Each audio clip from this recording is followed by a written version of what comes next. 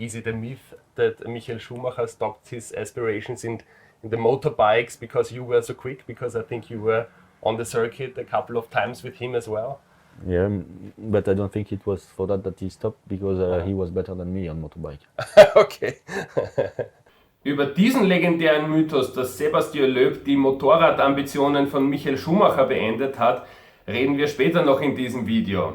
Sebastien Loeb muss man, glaube ich, hier nicht weiter vorstellen.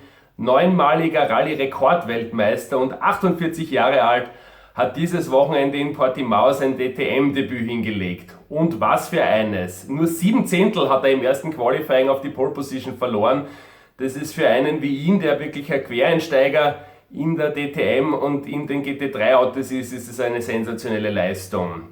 Wir haben uns am Freitag mit ihm ausführlich zu einem Interview getroffen und da hat er uns erzählt, dass er tatsächlich schon mal in der Vergangenheit bei BMW in der DTM Thema war. Weil er nach dem Sonntagsrennen sofort abreisen musste, haben wir die Gelegenheit genutzt und ihn nach dem Qualifying nochmal getroffen. Und da hat er uns erzählt, wie er sein erstes DTM-Rennen erlebt hat. For sure, I had a good restart yesterday. We could pass some cars on the grid, but it will not be always like that. It was a bit some mess in the front. I was able to go through and had a good start. So I gained some position during the race yesterday. Today I didn't have a good qualification. I made a mistake in the first lap, and then I destroyed a little bit my tire. In my second lap I pushed, and at the end I was stuck in the traffic, so I lost again some tenths over there, and so it's not a good starting position. So the only thing we can hope is to have a good race and to be able to pass some cars. Yeah, I'm not happy for sure, because I know the level is really high and it will be tough. This I know before I come here, but I know I have the potential to do better. Let's talk about yesterday's qualifying. You just had a gap of 7 tenths, which is a fantastic thing for you as somebody who is not really used to those cars. Are you happy with that? Yes, I was 7 tenths from the pole, so it doesn't look much, but it was 21 positions. And how tough is the fighting? How aggressive are the rivals here? Some are quite aggressive. It's not. I'm quite gentle, I think, on the track at the moment, because it's not what I'm used to do. So when you have cars pushing here and there, it's not always easy to protect the position. But okay, the experience is really interesting, and I enjoyed it.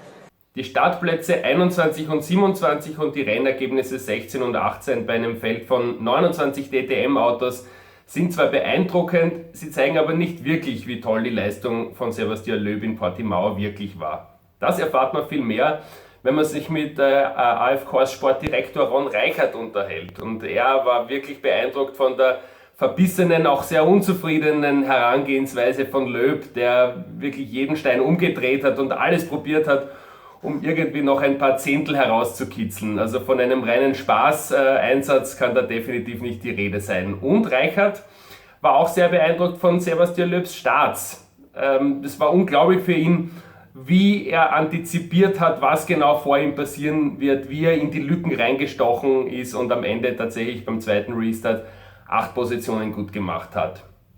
Ich hatte die tolle Gelegenheit, mit Sebastien Loeb am Freitag ein ausführliches Interview zu führen und habe ihn gefragt, welchen Bezug er zur DTM eigentlich hat. Yeah, Sebastien, it's a huge pleasure to have you here. One of the greatest racing drivers of all time, now doing DTM with AF-Corse.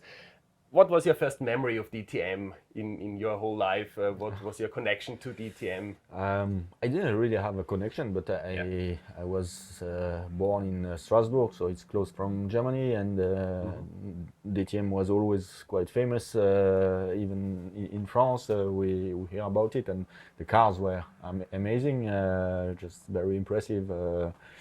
Now it changed the car GT3, but the memory from the DTM was the amazing cars that we always saw. Mm-hmm. Did you also follow the old era in the 90s? Was that the topic, or more the Class 1 cars then? Yeah, I think it was the Class 1 cars, yes. Yeah, Sebastien, he also did a race weekend in DTM in 2018. Did you talk to him about it, and was that ever a topic also already earlier in your career to do DTM? No, I didn't speak with him. It was at one time I was in a discussion with some manufacturer in DTM to maybe enter the championship. That was 10 years ago nearly, when I just was retiring from WRC championship. Finally we decided to do something different, but yeah, I was looking a bit into the DTM a long time ago already. Okay, how close have you been, and could you tell us also which manufacturer was that? I was speaking with BMW. I think it was quite close, but yeah, finally I decided to continue in WRC, and then it stopped our discussion. Okay, how did this whole thing happen now? Because it was a big surprise for all of us, also for Gerhard Berger. Even for me. Even for you. When did you first hear about this idea to do DTM? I think it was Thomas Überall's idea from Red Bull, right? Yes, Thomas Überall through Arno Duhamel, who spoke with me and proposed me the possibility to come here for a run. So yeah, it's not so long ago. It's only a few months ago that we started to speak about, and but yes, for sure the opportunity was nice to come to join the championship for one race, even if I know it will be very difficult because it's not my specialty, and I'm more driving in rally. I'm not used to this kind of cars and so on, and the level we know is really high. So but okay, I'm happy to be here. I'm trying my best to try to improve my driving, and I hope to have fun tomorrow. Valentino Rossi, he's in a bit of a similar situation with the GT3. He also has a bit of experience, but not much. He went for another championship, and he went for cars with teammates. You are going all in for the most difficult task you could have.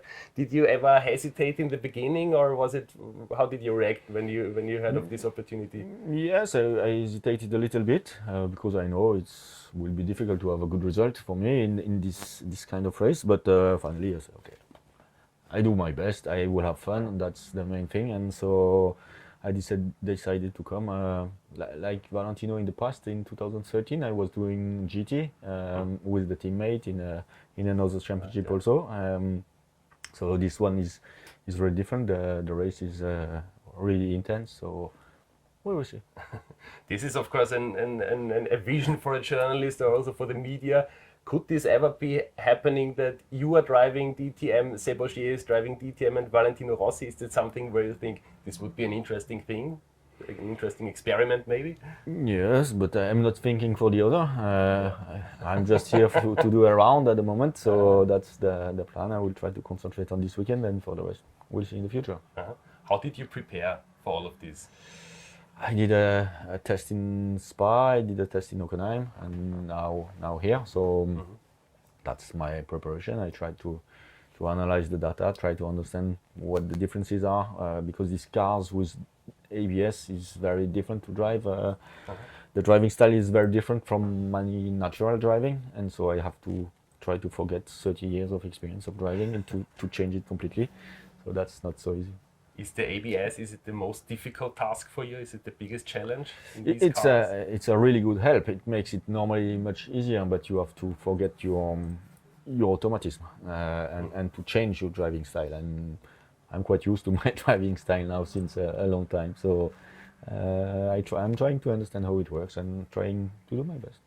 You said you have to forget all your experience from the last 30 years. At the same time, you have been doing WTCC and you also did GT3.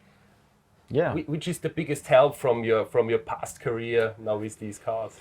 I think the biggest help is the GT3 I did in 2013 because it was the same kind of car as this one.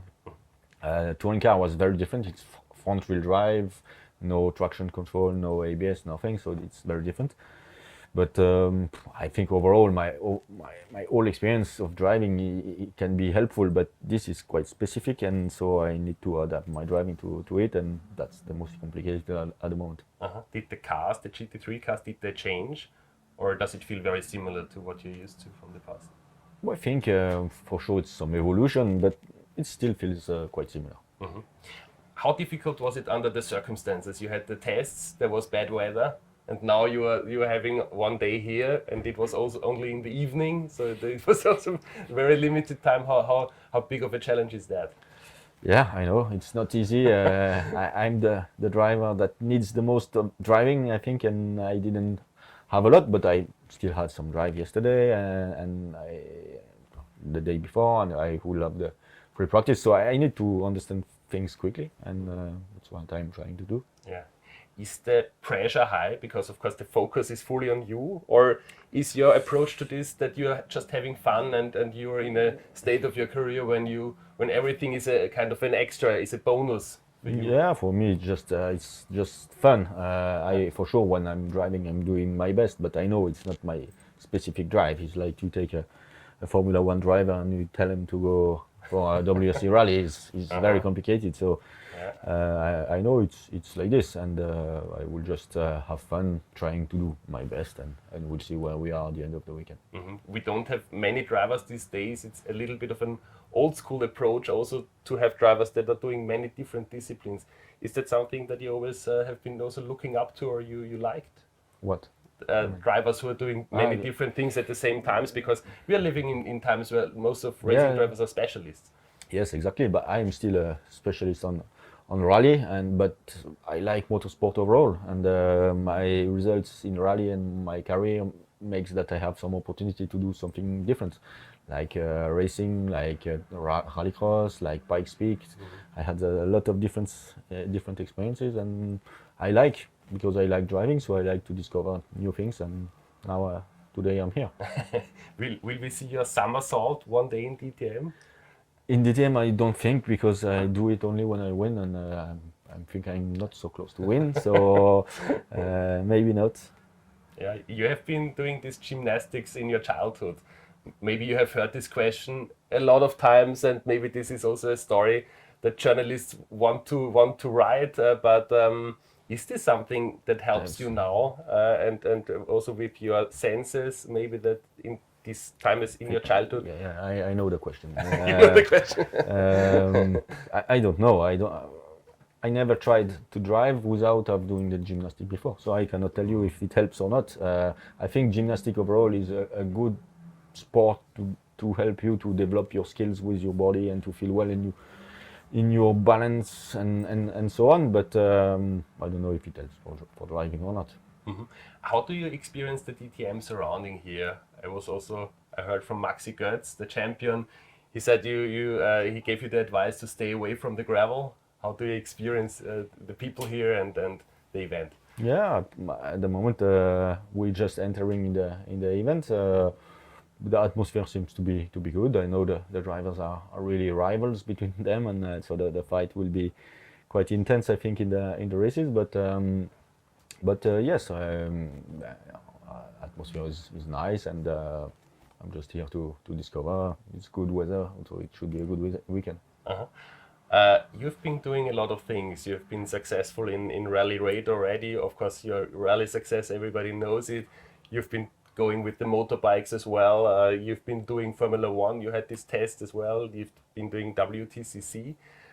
Who do you think are the real kings of motorsport? Because you know all these disciplines. What do you think is the most difficult thing? Where do you have to be on the highest level also from the driving?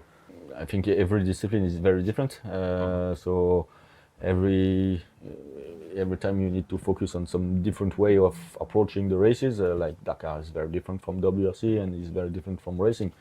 So the thing is to adapt to the discipline and to understand the keys of the discipline each time. So that's difficult to say. Yeah. What was the most fun? Which car was the most fun car to drive for you? Maybe the Pikes Peak car was the most exciting one, because it was very powerful, very brutal, and quite difficult to handle. But overall, my preferred cars are WRC, because it's the cars that you can play with and do just what you want with the car. So. Yeah. You have to tell me, is it a myth that Michael Schumacher stopped his aspirations in the motorbikes because you were so quick? Because I think you were on the circuit a couple of times with him as well.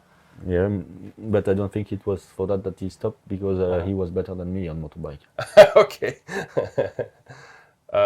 Do you have a personal goal here at this weekend now? My personal goal would be to be able to achieve a rhythm which is in the field of the other, not to be only behind. So to be able to be in the middle of the field. In the pack, yeah. Yeah, that would be not bad. So just trying to understand and improve my driving style today, and we'll see at the end of the day where we are and see what we can achieve in the quali. How difficult was it for you to go into wheel-to-wheel battles? Because of course in rally driving you have not been used to that at all. No, for sure, it's not my main advantage, I think, because I don't have a lot of experience of this kind of fight, so it makes it always a bit more complicated. But I will try to focus on my drive, and we'll see what happens. Mm-hmm. Where in your career does this Formula One test stand? Is this something that you? Yeah, it was a very good experience. I'm really happy to have done that because it's not a lot of drivers who have the opportunity to drive a Formula One and to feel what it is, the speed of the corner, the high speed corner, the braking points, and it's just amazing the capacity and the how it works, this Formula One. So I'm really happy to have had this sensation in my life. Mm-hmm. What keeps you driving still? Because at your state of life and also after what you achieved, you could have a very relaxed life and just enjoy, be at the beach or something like that in Portugal. But I feel that you still have the drive to go on and do all the different stuff. Yes, because I like. Yesterday I tried to go on the beach, but it's a bit too cold. So finally I come back to the track. No,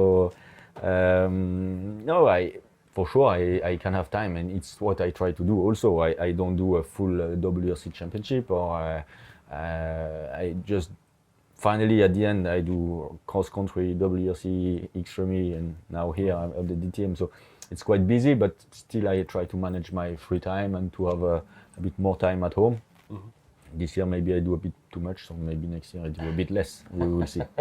Is there still a car where you think this would be great to drive? You never did it, maybe? Something missing? I think I had quite a lot of good opportunities to try some nice cars. And you're going to be back in Portugal in a couple of days after this weekend, I think, right? Yes, I'm already testing on Wednesday. So I will go home Sunday evening and come back on Tuesday for the WRC test. And then a few weeks after, we were here for the WRC rally. So now it's the period for Portugal for me. Wenn euch dieses Video gefallen hat, dann drückt bitte auf den Like-Button und abonniert unseren Kanal, damit ihr kein weiteres Video über die DTM verpasst. Zum Abschluss habe ich Sebastien Loeb natürlich noch gefragt, ob ihm sein Gastspiel in der DTM Spaß gemacht hat und ob wir ihn wiedersehen werden. I enjoy it for sure. If we will see me again, we have no plan for it at the moment, so I don't know, but I enjoy the weekend.